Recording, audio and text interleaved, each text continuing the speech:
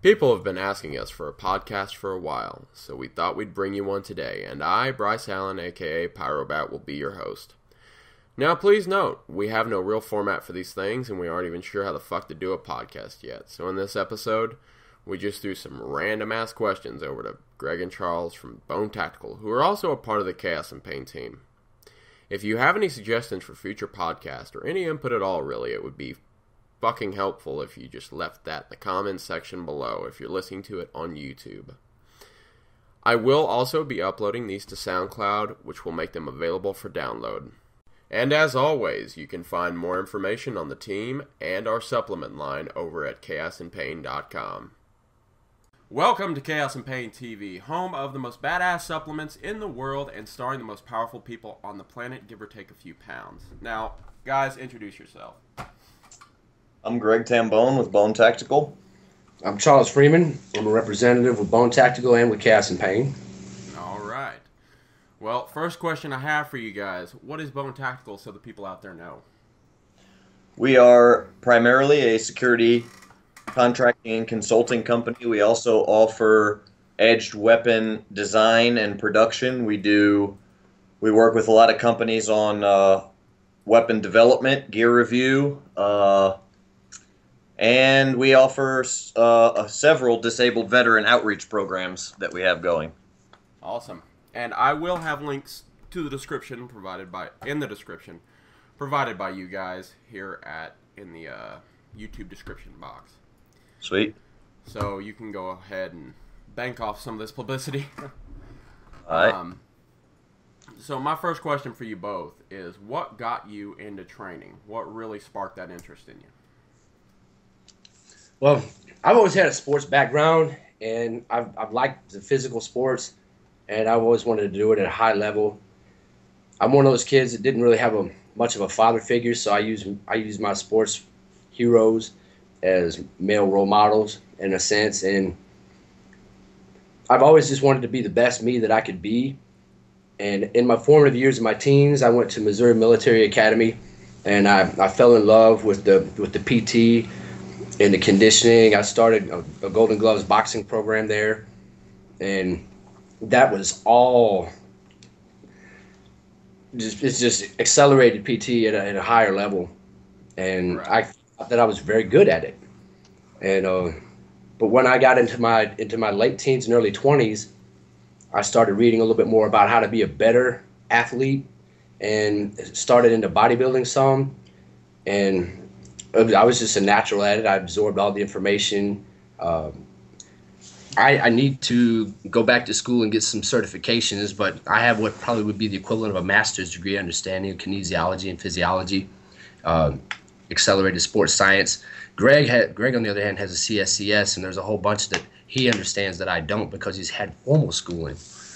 But I've used all the references available to me, and I follow several doctors and kinesiologists and their articles, and my knowledge base has grown from there, and to a point to where I've actually rehabbed my own self from several nasty injuries to the point to where I'm actually stronger now than I was before I was hurt.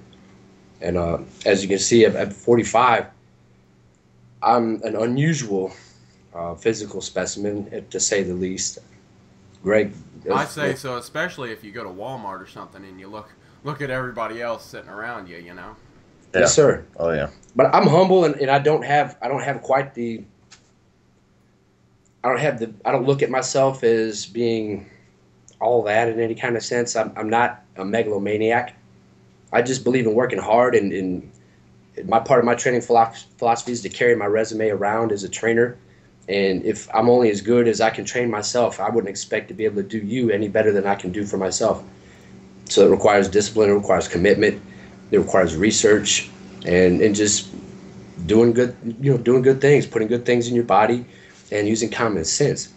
But the work ethic is a part of it that most people lack. Is they'd rather take a lazy pill and have magic put them in shape instead of getting out and sweating a little bit.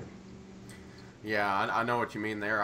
I've been fortunate enough to grow up with the internet, and I've seen the diet trends throughout the years, and some of them are pretty fucking insane, to be completely honest. I mean, eating cotton balls to lose weight, what the fuck?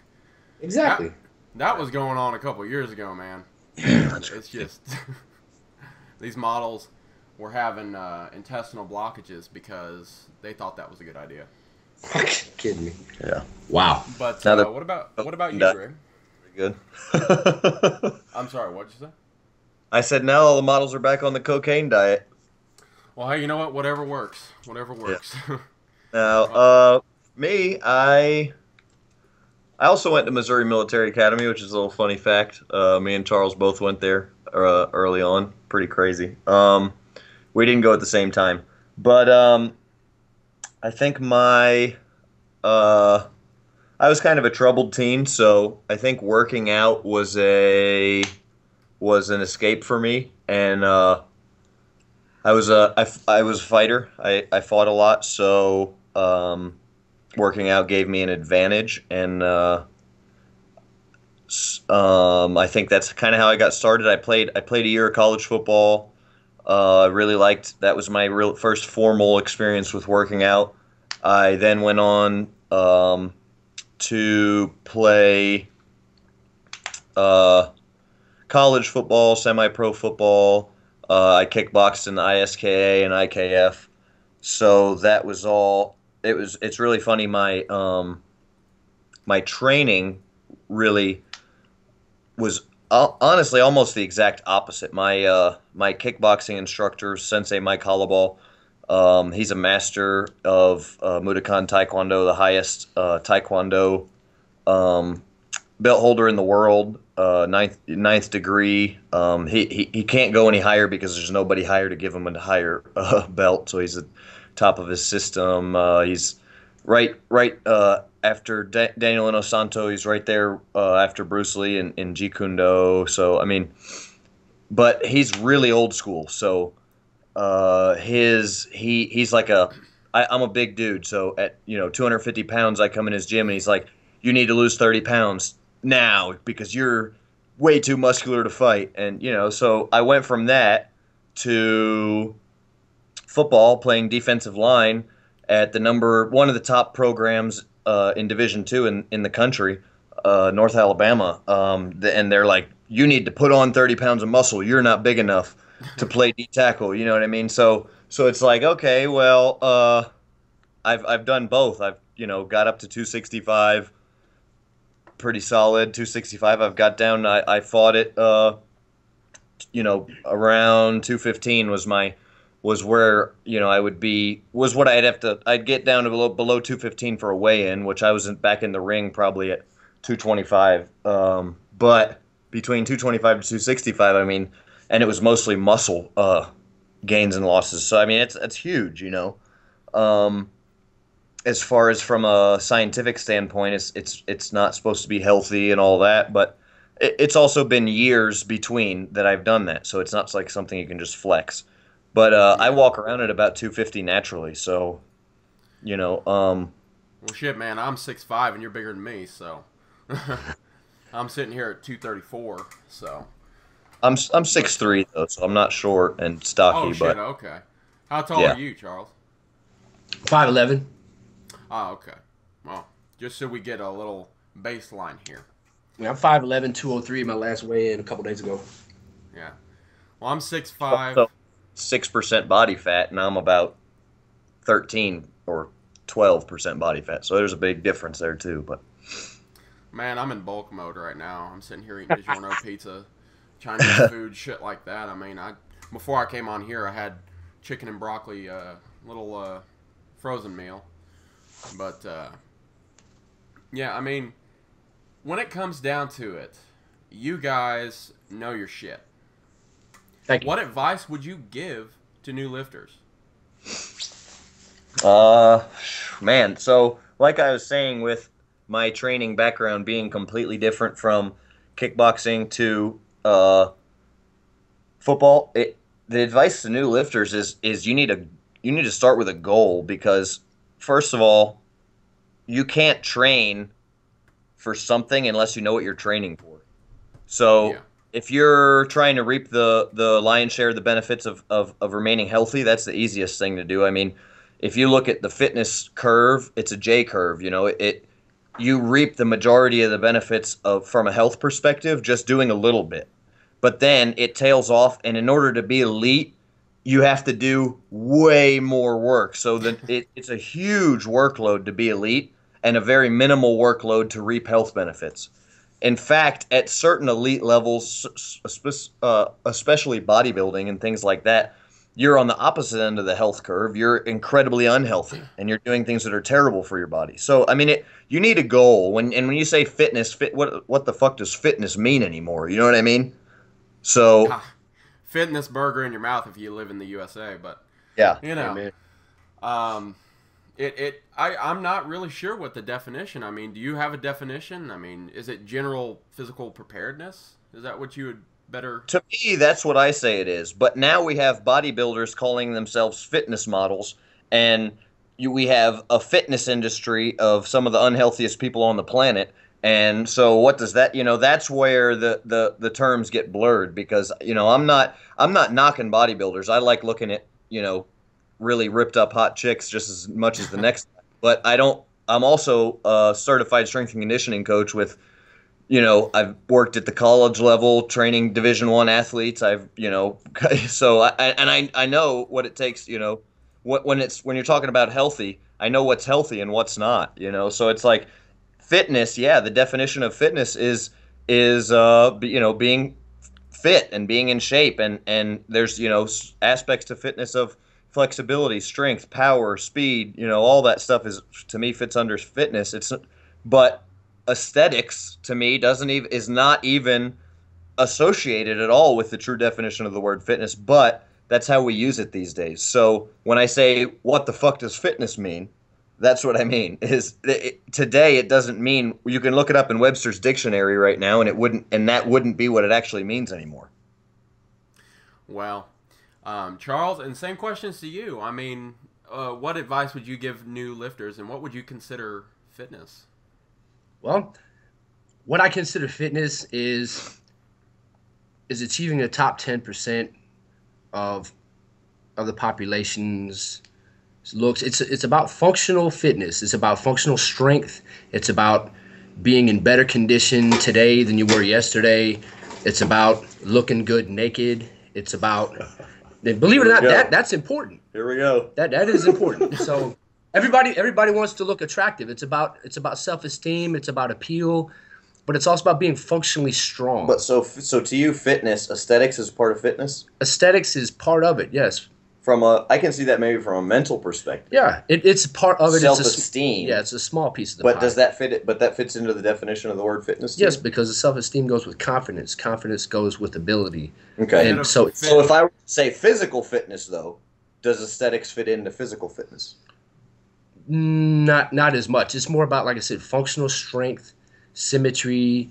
You don't want to be top heavy. You don't want to be bottom heavy. You want to be strong. You want to be able to. You want to be that guy that everybody calls that you work for. Say, hey, this is heavy. Go get this guy. Because he looks like he can take care of this. Or when you walk into a room, girls defer to you. Or when you walk into a room, guys are like, man, I'm not fucking with that dude. That to me that's fitness. You've achieved the top 10% of the population where you're alpha. You don't have to be an alpha personality, but you're definitely alpha. And you're going to live longer than most people. You're going to have a better quality of life than most people. I'm in better physical condition as far as running distance. I'm in better physical condition as far as running speed. I'm in better physical condition as far as if somebody grabs me, what I can do with them, because I'm strong from my ankles to my earlobes and with no weaknesses. The weaknesses are from the earlobes up. Yeah, it's in between the earlobes. That's the problem. That's inarguable. Well, there's a weak link going on in there. There's definitely a weak link going on in there. That's primarily because there's nothing but helium in between the two. It's just gas. But yeah. But now, what I would tell someone who's just starting, and I've had this conversation a lot, because I've dealt with clients that had other trainers before, and they basically wrecked their ability to be trained because they placed too much expectation on them. Rome was not built in a day. You didn't get in the shape that you're in today. That was an accumulation of a lifestyle, a bad habit. So it's almost like adopting a new religion.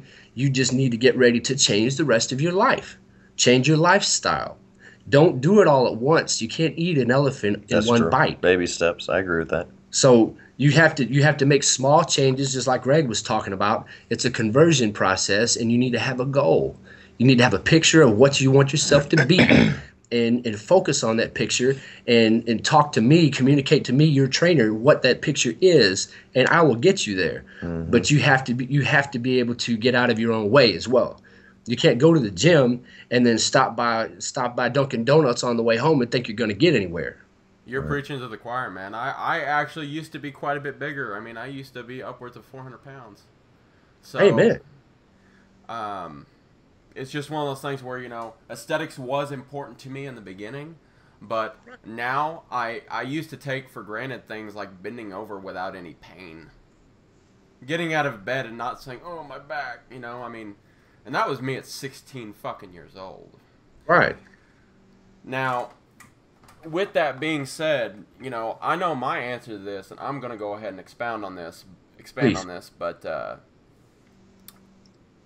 what for you was the one exercise or thing regarding being physical that you were meant to do? Push-ups. Push-ups? Yes. I guess because I've done. What about you, Greg? Oh man, are we talking exercises here? I'm talking anything that's physical. If you looked at running and you said, you know what, I'm fucking good at this. You know, this is what I was meant to do. That basically, Man, I think for me it's combat sports in general. Like, I played football, kickbox, all that, and more so than that, I just feel like I've worked security for, 10 plus years. So the thing about it is it's like at a certain point you realize, like I started working club security when I was 17. I was, you're supposed to be 21 to even be there. And it's like I could put my hands on grown men at 17 and manhandle them. You know what I mean? So that, to me, when I think of what's your best physical whatever, I have a good feeling of the human body and manipulating the human body, and I love, intense shit. So, whether it's training MMA, which is such a generic term, but something that I, love to do, and I love to, I love to sweat and get physical and do crazy shit. So, to me, like, the gym, there's times in my life where the gym becomes a monotony to me, where I work out to maintain, you know what I mean? And I go through phases like we all do, and I go in the gym and I'm like, man, shit, this is my workout for today. This is what I have to get done. And like when I come up with a new program or I develop something new or I get a new workout partner, or I throw something into the mix that or I'm training for something that like makes it, so much easier for like all of us. We need a goal. We need something to train for. We need some sort of external motivation. Maybe not all of us. Well, we all need it to a certain extent. Obviously, some people don't need as much external motivation as others do. I'm the type person that it's much easier for me if I'm training for something, or if I'm doing something, or if I'm competing. Competition just so if you want to. So I think the best way to say what makes me go is competition. I was that football player in college that I went to practice. I was always prompt. I've always been prompt my whole life. But I went to practice and kind of went through the motions at practice. And when we'd hit, I'd like to hit. But, a lot of the times practice was like sitting there and doing walkthroughs. And I'd be, in my own zone most of the time for that. And I was like, they'd coach, hey, Tambone, what are you doing? Walk in. And I'm like, shit, man, this is boring as fuck. But, yeah. But I'm that guy that everybody's like, when it was game time, I'd be, sitting there just completely chill, listening to my reggae, whatever, in the locker room. When I step foot on the field, I'm a completely different person. You know what I mean? I become animalistic, and to me, that's what it takes. It's that level of competition. And then everybody sees that guy. All of a sudden, they're like, well, man, some people say, oh, man, that's not a such thing as you play how you train, and I train hard, yeah, but there are some people that just are competitive and competition people, and their game steps up 100,000 times. If you see me on the practice field, I look like I'm white. You know what I mean? I run a 4.9. I'm a big white boy. I'm not fast. Not huge, but when I get in a competition environment, I'm wrecking people, and the difference is, oh shit, what just happened? Well, there's that intangible of being of having a switch, like you said. Yeah, cream rises to the top. Yeah. For me personally, I will admit I was lazy, and it took a complete life changing, like, I don't know, almost like a switch for myself to turn, to say, you know what, I've had enough of being fat. And I had to, also admit to myself I was, not just big bone, which is a bullshit excuse they use here in the South. Right. I had to go ahead and admit that to myself. But I will be honest, when I first started doing this, I was doing it just to decrease my waist size, because that was the most important goal that I had ever had, or that I had ever conceived of. For me personally. Okay. Now, as I went on in this little thing, in this little journey, I don't want to call it that because it seems egotistical, but, No. But what I found out that there's a lot of tall guys who use their limb length as an excuse to pussyfoot around. I mean, they say, "Oh, I can't squat because I'm tall," or "I can't reach depth because I'm tall," or "Oh, I can't do weighted pull-ups because I'm tall," and it, longer range of motion. Mm-hmm. And I'm sitting here at 6'5", having no fucking excuses, sitting here doing, at 234 pounds with a 45 plate, doing weighted pull-ups. Hell yeah.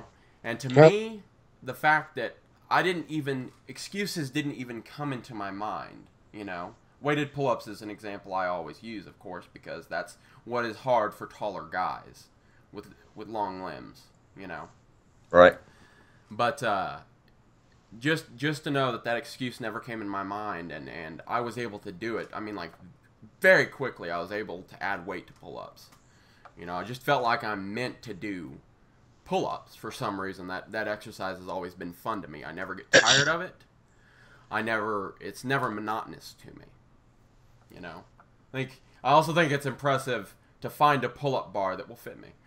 And if a gym has that, they're a good gym. Yeah, I'm right. But besides that, man, I mean, for you two both, okay, what is your goals, fitness goals this year? I mean, do you set any? Or? Oh, absolutely. Yeah. Yeah. You have any goals you'd like to throw out there so that they're recorded and Well, you have to do them? Yeah, mine personally, honestly, since I started working with Chaos and Pain, has been like a huge boost and motivator for me to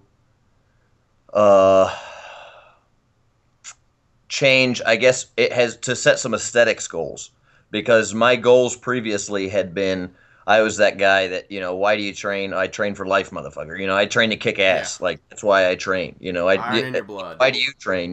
But I train to do some bicep curls and look good in fucking on the beach. That's never really been me. Yeah, it's been a side benefit, of course, but I was never the guy who was like, man, I just want a shredded six pack. I was like, when I was playing football, I was like, man, I just want to power clean 345, or man, when I was kickboxing, it was, man, I just want to be able to freaking kick a guy in the face that's 7 feet tall, or, whatever. Like, it's always been performance goals for me, and it's been an added benefit to try and look good to a certain extent. And even when I was playing football, I was eating 10,000 calories a day. I was eating ice cream before bed every night. I was doing everything I could do to try and gain weight, because I'm trying to get 300 pounds. You know what I mean? And I'm a 250-pound guy frame. And the biggest I got was 265 because of my workload and just the, genetic limitations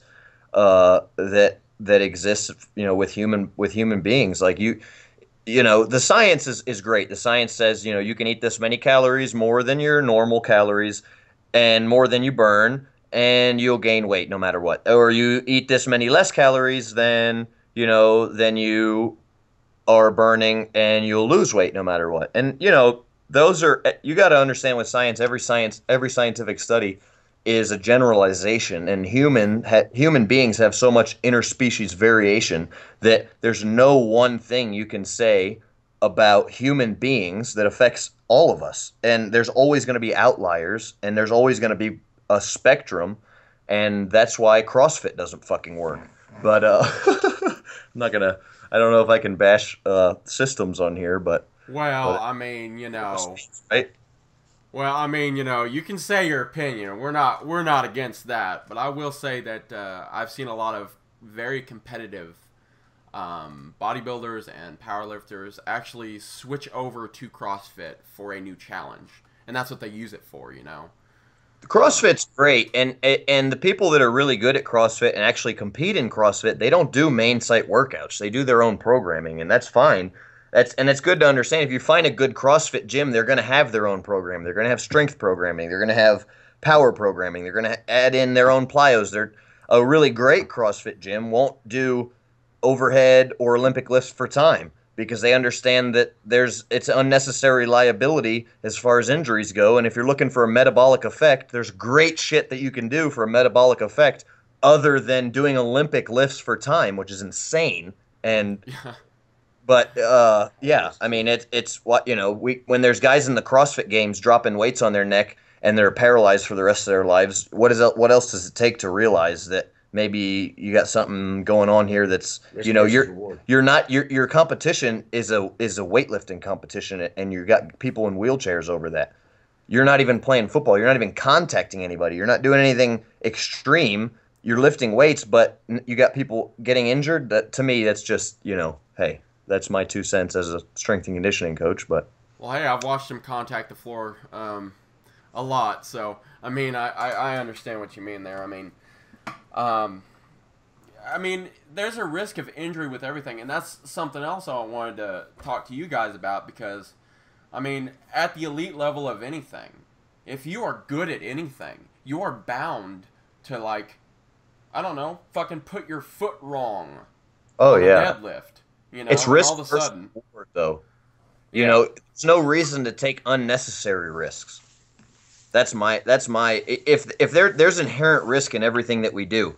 But if the risk that we're doing doesn't serve any purpose whatsoever, for example, doing Olympic lifts like a snatch for time, okay, why wouldn't we just do kettlebell swings? Okay, well, now we're doing kettlebell swings because it's the same metabolic effect. Now we're doing our kettlebell swings overhead.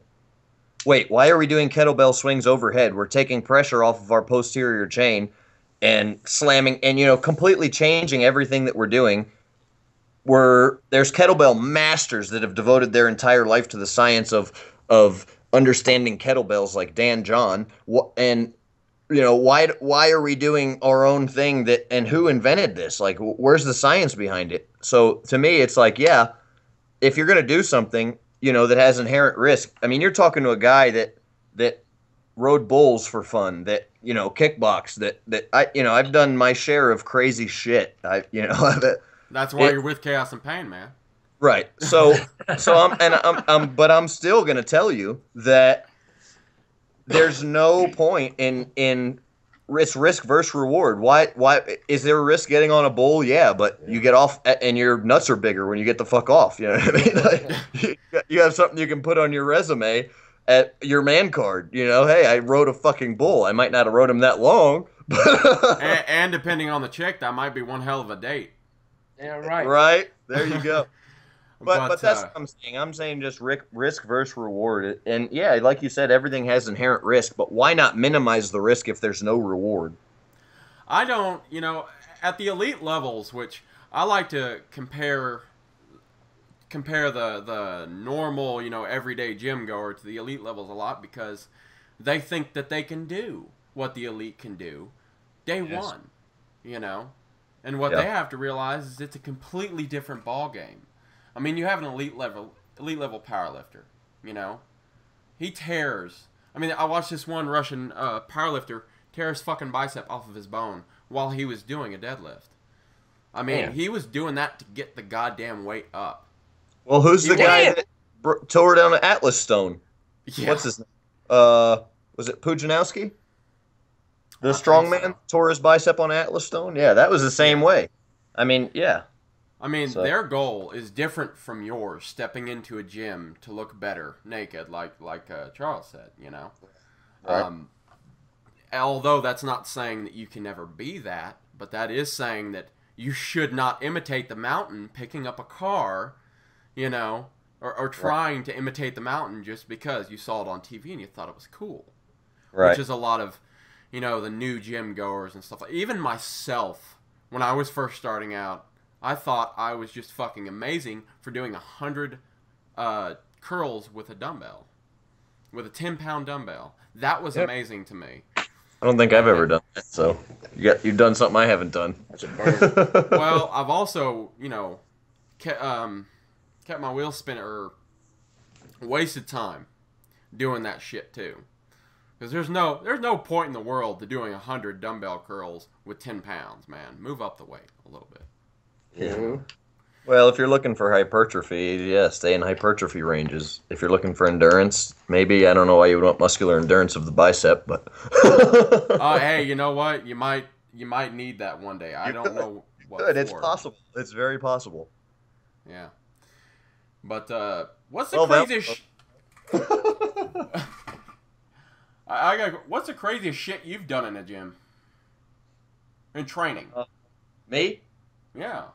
Oh shit, I don't even know. I don't think most of the crazy shit I've done's been outside the gym. Yeah, gym's a place where I realize you can get hurt, and I try to. Yeah, I respect don't. the That's environment. my thing with unnecessary risks. Like I'm a fanatical proper form guy. Like I did CrossFit for a while. And you heard me, you know, saying stuff about CrossFit. Yeah. There's definitely some benefits to CrossFit, but when I was doing CrossFit, I'll go in and I'm changing the workout to fit me because like I said, there's no two humans are the same, so no two humans should have the same workout. That's something through what I do with Bone Tactical Strength and Conditioning. That's one of the biggest things I preach.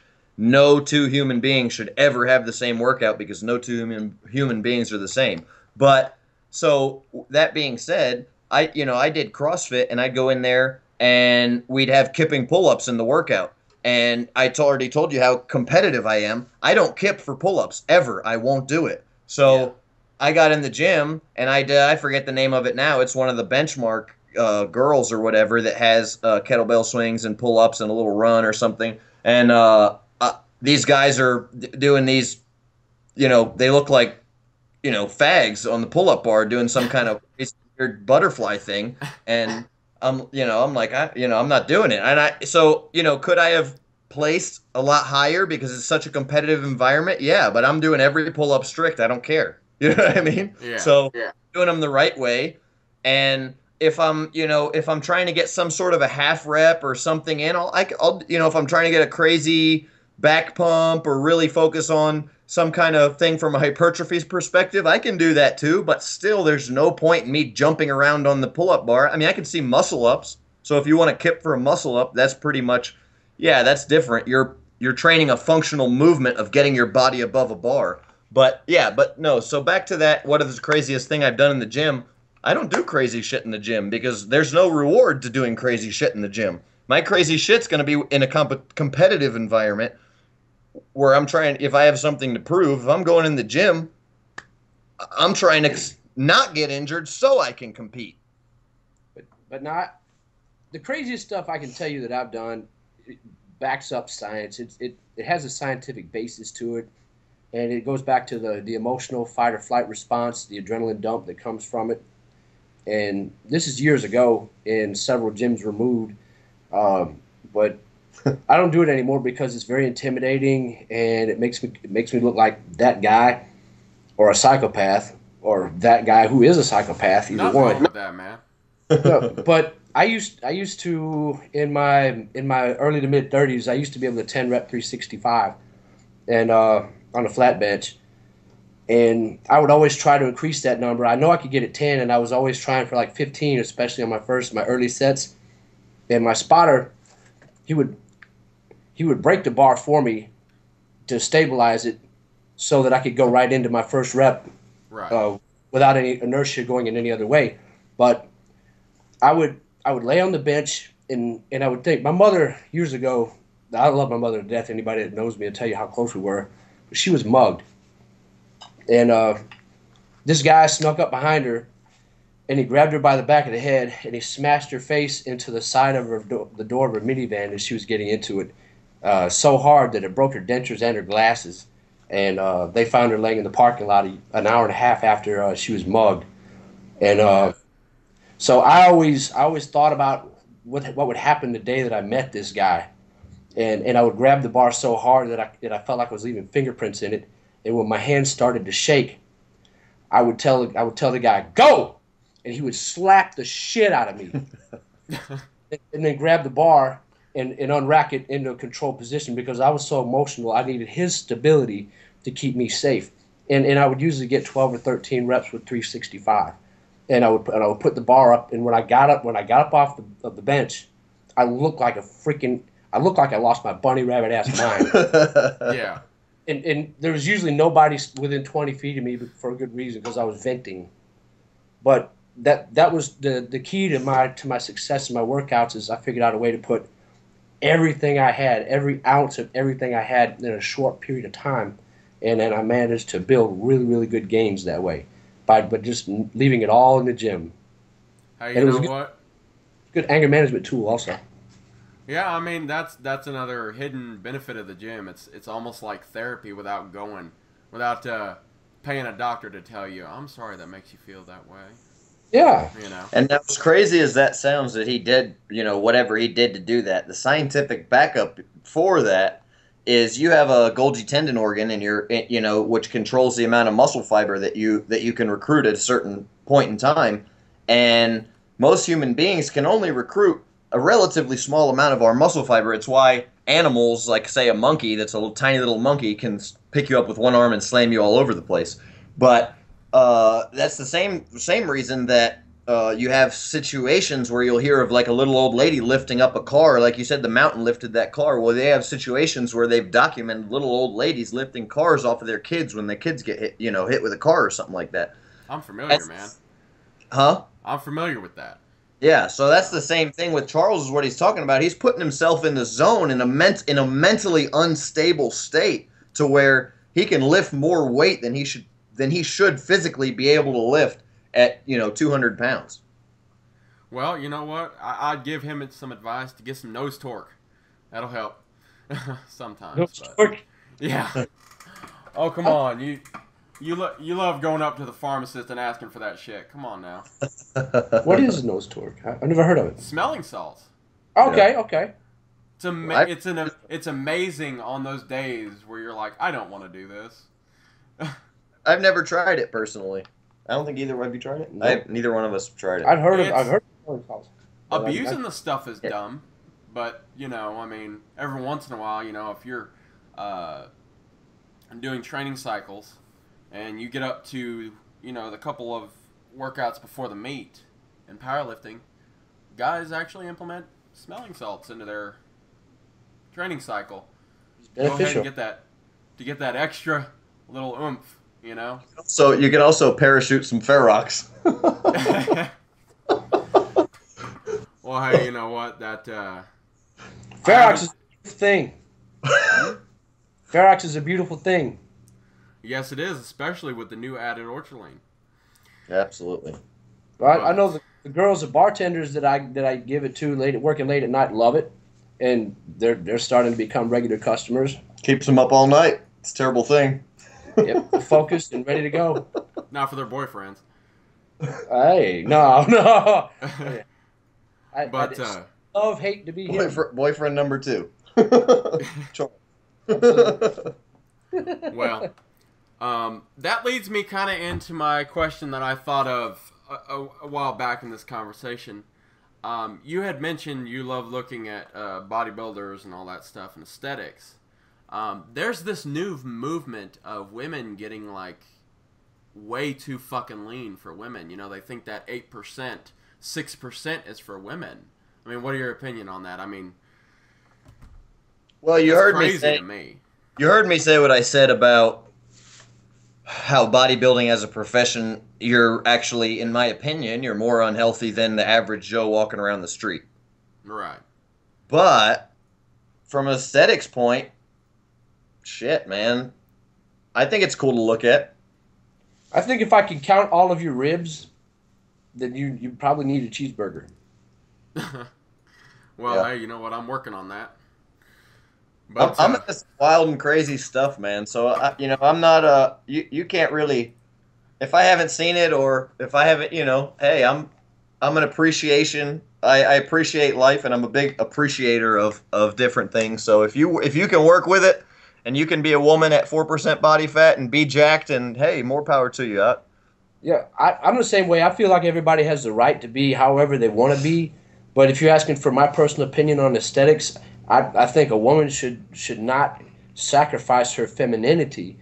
By all means, get as built as you want, get as firm as you want, get your six pack. I think that's the sexiest thing in the world is a woman with a six pack and a good waistline, nice hips, and firm. But Charles likes big girls. So should we put his cell phone number out on this No. podcast? uh, No, I'm now not.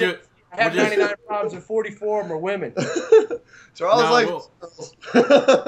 we'll go ahead and get his Instagram out there. How about that? They can just That's DM him. Bone Tack Charles. BONTACCHARLES.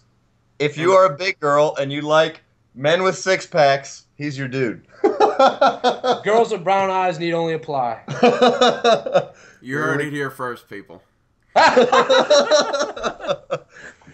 Oh my goodness! But no, I do believe that any athlete has the right. You know, we live in America, and I love the freedom of speech. I love the freedom to do what you want. That is our national creed. That's a foundation of the fabric of the society that we're built in. Absolutely. Is you have the right to do what you want to as long as you don't. That is my geek ringtone. Sorry about that. It's all good. So I encourage anyone to do whatever they want, and just be aware that you could, there's health risks to a lot of things, and just be aware of what you're getting yourself into. Don't be surprised down the road if you wind up with osteoporosis because you're denying yourself food. If you're doing it to be healthy, you're not doing it to be healthy. But if you're doing it to be sexy, I think you're sexy, baby. You go ahead and do what you do. Well, my opinion is from a health standpoint, especially for women getting that lean. I mean, at a certain point, for men, you don't carry the same health risk as you do for women getting that lean. It's terrible. I mean, they probably haven't had a proper menstrual cycle, and who knows how long since it. There's all kinds of negative effects to that. To a woman being that lean, but I mean that's kind of a counterculture that we've created, and I'm not gonna. And if. Like Charles said, I'm a huge believer in people being able to do what they want to do. That's America. If you want to be a woman that's 2% body fat and that's your goal in life, and you don't care that it's not healthy and that's how you want to look, do it. If you want to tattoo your face, do it. If you want to, hey, man, do your thing. I'm not going to hate on anybody. It's exactly what Charles says. As long as it doesn't affect or infringe upon somebody else, and as long as you're not doing something thinking, if you're not like, man, that's healthy, I want to be healthy like her.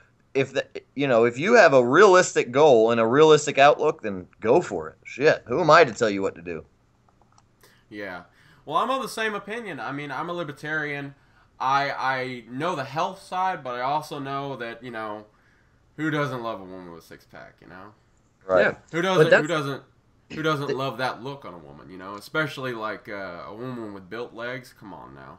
Exactly. But that's the vehicle that we provide is if you want to look like the people that we represent and we stand beside, come contact us and we'll help you get there through Bone Tactical and through Chaos and Pain. That is part of our mission. Chaos and Pain stands behind us. We stand behind them. And Bone Tactical is the same way. This is our philosophy. And if you want to get where we're headed, then you can join our team and we'll get you there. As a strength and conditioning coach, if I had a girl approach me and say, "Hey, this is what I want. This is what I want to do." I've had situations, honestly, where I'll have I got the main guy that I work with Bone Tactical Strength and Conditioning, other than Charles, is Coach Riley Winters. He's a coach at the University of Utah right now, strength and conditioning coach out there. I was coaching out there for a while. He's a good friend of mine. He emailed me the other day and he goes, "Hey, look, man, this workout, this athlete that I'm working with, some of the athletes if I'm doing coaching, I'll write their programming myself. Some of them I'll pass on to somebody who's a little more specific, or if I'm really busy with something, somebody else will do it." Riley does a lot of the workouts. He's incredible, strength and conditioning coach, works with elite athletes every day. But he sends me this email and he goes, "Man, I'm working with this athlete, and what they want is contraindicated to proper health goals." All right, so I said, "Okay, here's what we're going to have to do. We need to print up a waiver. We need to figure out a way to word it legally, and we need to have them sign it and make sure that they understand that what their goals of aesthetics are not healthy. And if that's what they want, we can help them get there because we have the scientific ability. And actually, I would rather coach an athlete like that because I'm going to be honest with them and I'm going to tell them, hey, look, this is your health risks. I want you to see a doctor. I want you to check in with the doctor. I want you to make sure that you're monitoring your blood blood pressure, everything that electrolyte levels. I mean, so we can monitor this stuff. We can know what we're doing rather than you just going to some slapdick who was born genetically superior and may have 1,000 or 1,000,000 followers on Instagram, and because he puts a bunch of pictures of his six-pack up. You know what I mean? That guy doesn't know his head from his ass. He was born with a six-pack, and you are going to him for coaching. He's going to get you killed. You know what I mean? So it's like, yeah, will I work with somebody like that? Yeah, I will. But I'm also going to have them sign a waiver. I'm going to explain to them that it's not healthy, and if that's the route they want to go, I'll help them get there because I have an understanding of the science of the human body, but that it's contraindicated to being healthy, a healthy human being, and you're going to have issues and all that. So it is what you sign up for when you're in that, in the what is the word I'm looking for? God damn it, I can't speak. Anyway, when you want that type of body, right? It's what you sign up for. And genetics is a huge role. Some people have genetics superiority, and as far as for a particular goal, and some people may be able to get there genetically or may be there naturally genetically. I've worked with female track athletes at the Division I college level, and I've worked with some Olympic level swimmers and triathlon ladies and cross country, short distance, long distance. Some of those women have a really hard time putting on body fat because of their genetics and their workload, and especially short distance track athletes. There's no woman in the world that you'll find genetically like a short distance track athlete. They're just built. They're so built, and because of the muscle tone that they have, and their workload, they're more predisposed to having a lower body fat. So I've had athletes that I've dealt with like that where I'm like, look, you need to eat more. You need to eat unhealthy foods. You need to eat a cheeseburger, like Charles said, because they don't want to look like that. They just do. So, and you have this other girl on the other hand where she's born, where her family line, everybody was a little higher body fat percentage of everybody that's ever lived in her entire family tree was bigger people as far as body composition. They were high on body fat. It's going to be, she's doing everything she can to lose weight, and this other girl over here is doing everything she can to gain weight. So it's not necessary. It's really, like I say, it goes back to interspecies variation of human beings. But right. Well, I mean, and people that have been at working out and changing their body composition for a long time can actually change that. How easily they put on body fat. Because of muscle tone and stuff like that. Absolutely. I mean, it's easier if there's hard gainers, there's ectomorphs, mesomorphs, endomorphs. There's you can change it for sure. I'm not saying you can't, but all I'm saying is that it's easier for some people than it is for others. And sometimes there's underlying medical conditions that they don't know about. True. For example, in my very early 30s, I was diagnosed with a hypothyroid, and that was after 2 years of gaining. My friends even started calling me fluffy, much to my own chagrin. I gained up to about 240, 245 pounds, and I was running 2 miles a day. And you're talking to a guy who's had a shredded six-pack for 30 years. So obviously something's going on with him. Right. And running 2 miles a day, I couldn't lose a pound to save my life. And I went to see a doctor, and they did blood work, and they found out that my thyroid was underperforming, and they put me on Synthroid. And I stayed on that medication for about 3.5 years. I've been off of it for 3 years because once I understood what was going on, I've been able to monitor my body a lot better. It took the Synthroid to get me back down to where I was, but I've been off for 3 years in monitoring myself and making sure my physical activity level, my hydration, my protein intake, the positive nitrogen balance, staying in a gain state, anabolism, avoiding anything that takes me into a catabolic state, even taking cold showers at the end of every shower to elevate my blood testosterone, any kind of science cheat that I could come up with just to give me a competitive edge. I would rather not take medication, but I've been well under control since then. But because I had a medical predisposition that I was unaware of, it was a learning point for me. And some people may be in that position and don't know it. So the first thing I would suggest is recommending a checkup and getting blood work done and finding out what your problem may be. It may be something that you have no control over. Yeah, and it's one of those simple things that, doesn't realistically cost very much considering how much trouble it can save you in the future. Yes, because it's affected my vision. It affected my heart rate. It's affected a lot of things as far as my internal organs are concerned. And knowing that knowledge is power. But I didn't know, and my vision suffered because of it, and now I have to wear prescription glasses to even read texts on my phone sometimes. You and me both. I'm blind as a bat. But that's all right. Anyway, I think that's a good place to end this thing on. One more time, I'm going to go ahead and put their website in the description for you guys to go check out, and I'm going to go ahead and link Charles' Instagram here so you can DM him, ladies. But also Bone Tactical and Bone Strength on Instagram. Yes. Bone Tactical and Bone Strength on Instagram. Bone_tactical, bone_strength. Yeah. Well, that really is it for today. This time I'm going to hopefully have you guys on again in the future, correct? Absolutely. All right. And if I would leave it in words, it's to check out Chaos and Pain's website. They sell some of the best supplements available. I represent them, and I'm a sponsored athlete for Chaos and Pain, and their stuff is just shit. You need to check it out. We were just talking about Ferox, and let me tell you something. I've taken a lot of pre-workouts. If it doesn't make your dick tingle, it ain't doing it right. So get some Ferox. There you go. But anyway, guys, thanks for watching. If you like this video, go ahead and like. If you didn't like this video, go ahead and dislike. We don't really give a shit. Yeah, jump off. It helps us anyway. You're watching. Long walk over short pier. And we'll see you in the next one. God bless, man. See ya.